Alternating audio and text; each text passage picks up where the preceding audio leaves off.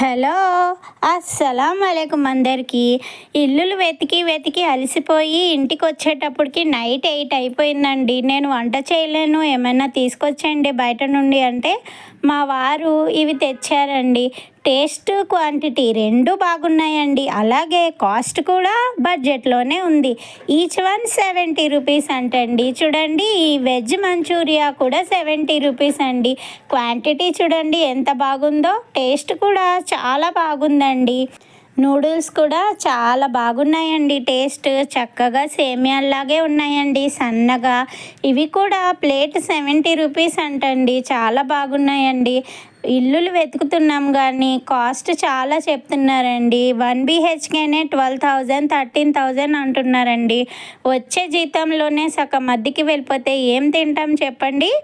అలాగే ఈ వీడియో నచ్చితే సబ్స్క్రైబ్ చేయండి. Thank you.